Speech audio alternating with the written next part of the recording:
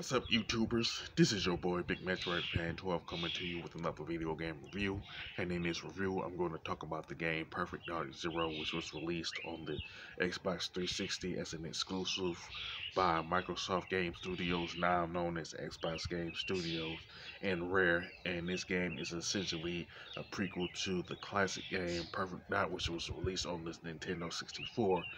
Now, the plot of the game is that Joanna Dark, who is a bounty hunter, is working with her father as a member of the company, the Carnegie Institute Agency, who is trying to stop a rival company from getting an ancient artifact that gives people power who come in contact with it.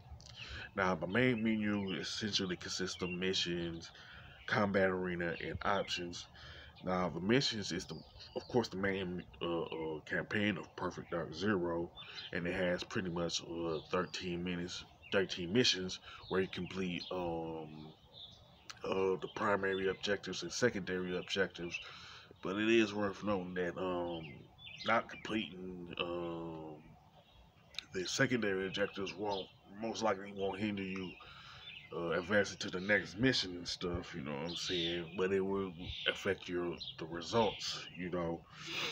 And pretty much Perfect Dark Zero has the usual weapon classes like the pistols, SMGs, heavy weapons, close combat, assault rifles, sniper rifles, and pretty much stuff you can throw like frag grenades and flashbangs and stuff like that.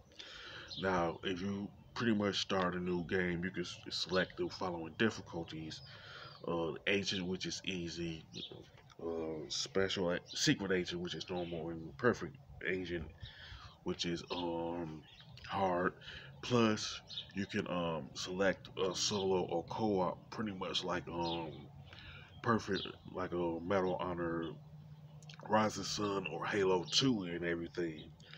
Plus, before you start each mission, you can pick the weapons that you want and the gadgets too, which was never seen in any other game. Pretty much first person shooter game that I play, you know what I'm saying? And I think no other game since then has done that. Now, the combat arena is essentially the multiplayer mode of the Perfect Dark Zero, where you could play local, which is the fourth player split screen, system link, or online. Now, of course, you can't play it online no more because Xbox Live is on Xbox One and Xbox Series and stuff. Now, after you select the connection you want, you can pick Deathmatch or Dark Ops. Now, with Deathmatch, it pretty much consists of kill count, which is Deathmatch team kill count. It's and territorial gains. Now the first like couple of modes, like pretty much kill count, team kill count, is pretty much what you'll find in other first person shooters, pretty much as deathmatch and team deathmatch and stuff like that. While territorial gain is where one team try to grab more hills than the opposing team. I guess it's pretty similar to King of the Hill. You have to mention that in the you can mention it in the comment section if that's the case. Now, Dark Ops has eradication, onslaught, infection, and sabotage, and as the name implies, with eradication, one team is on a mission to eradicate the other team until a certain number of the members of one team is left standing and stuff. Now, pretty much with onslaught, one team pretty much defend a base, and while the other team pretty much tries to take away the base and stuff like that. And the winner is determined by which team defends the base longer. You know what I'm saying? And with infection, one player dies and becomes like an infector or a zombie or whatever, and they're on a mission to take out, wipe out the other players on the field and stuff. And with sabotage, the main goal is for one team to cause as much damage as possible to the other team's property. You know what I'm saying? That's how that winner is determined in everything. And pretty much with options, it has like player setup, game setup, video and audio. With a player setup, it will show the profile name that you're using on your Xbox 360, and you can make changes to the controller configuration. You can pick your save location and stuff like that. And pretty much with the other aspects of the options like audio, video, you can pretty much change the volume for the music and sound effect under audio, and select the type of TV you're using under video and stuff like that. Along with controlling the brightness and the other stuff too under video. Now the graphics and design for Perfect Dark Zero are okay with some decent color palettes, but at the end of the day, the graphics tend to show their age with Perfect Dark Zero.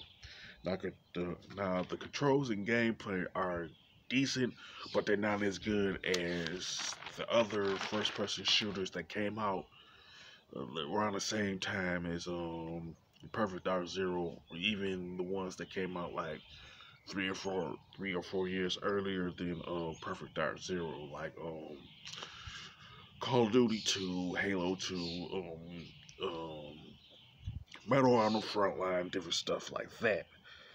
And the soundtrack is pretty decent, but there's better soundtracks out there that was on different first person shooters. Again, Medal on the Frontline, Halo 2, stuff like that. Now, at the end of the day, Perfect Dark Zero is pretty much mediocre, and I can understand why people were disappointed with the end product with Perfect Dark Zero. Now, it's this is going to be speculation on my part, but it is possible that Perfect Dark Zero could have been better if it was released on the Nintendo 64 late in that system's life cycle, or the GameCube before Nintendo sold it. So we're to Microsoft and stuff.